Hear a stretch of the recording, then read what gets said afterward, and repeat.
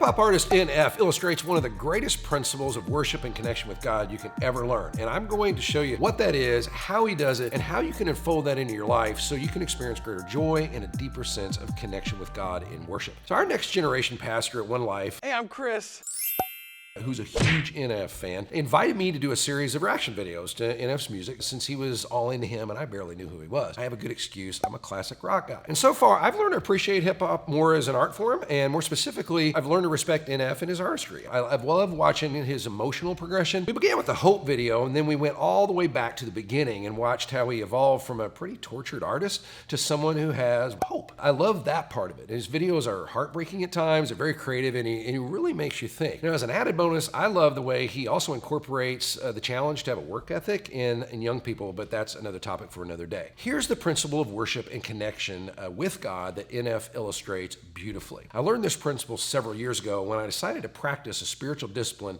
I'd heard recommended by many people, even through the centuries, through books I was reading. I mean, this goes back to monks in monasteries in the Middle Ages, really even pre-Jesus times. It's the habit of praying and worshiping through the book of Psalms in the Bible. In other words, literally making the Psalms your prayers. Now, I did it, and there's 150 of them, and some of them aren't short, so it took a while, but I wouldn't trade it. I learned a ton about God, about myself, and about how to connect with God. And the most important thing I learned was this: to connect with God meaningfully in worship, start from where you truly are. From where you truly are. Now, here's what that means. The Bible's claim about itself is that it's breathed out by God. Now, it obviously include the Psalms. And the Psalms is a book full of song lyrics. In other words, these are song lyrics breathed out by God through human musicians. But what's wild is these lyrics can be surprisingly gut-level honest. They say things we wouldn't expect them to say. Frankly, they often don't sound very religious or even very positive. They say things that you will wonder, are we allowed to say this? Here's some examples lifted straight from the Psalms. Why, Lord, do you stand far off? Why do you hide yourself in times of trouble? Have mercy on me, Lord, for I am faint. Heal me, Lord, for my bones are in agony. My soul is in deep anguish. How long, Lord? How long? And I love this one. You have taken from me my friend and neighbor. Darkness is my closest friend. Well, that's from Psalm 88, and all of Psalm 88 sounds like that. You ought to check it out sometime. Then these are not bright, happy, God, you're so wonderful, and you made my life wonderful type of lyrics. They're gut level, hard, and honest heart cries from the dark side, really. Here's one. For troubles without number surround me. My sins have overtaken me, and I cannot see.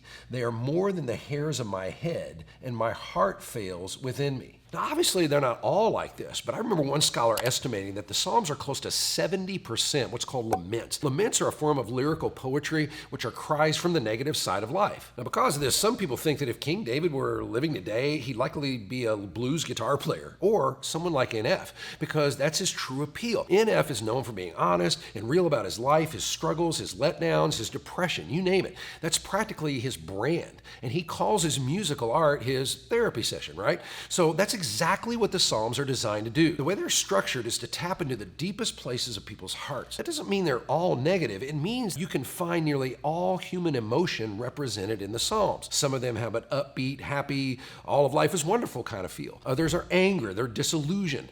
Some are calm and reflective. The point is this: they guide you to connect with God by starting where you truly are emotionally and mentally. That's important because I think subconsciously we have the idea that connecting with God requires a certain mindset before you get there. In other words, if you're sad or you're mad, well, you'd better fix that before you approach God in worship. No, what the psalmists do, and NF illustrates, is if you're down, angry, frustrated, happy, whatever emotion you're feeling, you turn it toward God and begin expressing that emotion. You don't try to get happy first and then approach God. You use your true emotion at the time and use it to approach Him, no matter what that emotion happens to be, depression, anger, or whatever. The psalmists do this, and they do it artfully. They give beautiful expression to emotional experiences. Here's a favorite of mine, since I've wrestled with depression off and on most of my life. Save me, O God, for the waters have come up to my neck. I sink in the miry depths where there is no foothold. Now, if you've ever been depressed or in despair, that image of sinking without a place to put your foot is an amazing way to express it. And in the Psalms, God himself placed it there as a connection point for you. Now, we need to remember that the psalmists are considered very advanced literary geniuses in their world and at their time. They're poets. Poetry and song lyrics are designed to commingle like intellectual content and emotional power. That's why it's so human to connect with music at all. That's why music is such a fundamental part of worship. Music combined with poetic lyrics helps us to express the inexpressible, whether it's joy, depression, anger, or gratitude. God breathed out the Psalms to show us when we're hurting, we can say with poetic and artistic passion, God, I'm hurting, I'm sinking, or Lord, you feel distant. The big difference is you face toward God with that emotion instead of facing away from him, waiting until you feel some kind of positive thing going on. One commentator I read said this: the psalmists were happy with God, sad with God, upset with God, mad at God. You name the emotion. But the one thing they never were was indifferent to God. Now that's the key to connecting with God in worship. Start where you truly are. And I know part of the appeal of NF is those who struggle with depression and anxiety find him helpful because he's open about it. Well, here's a video we made that may be helpful as well.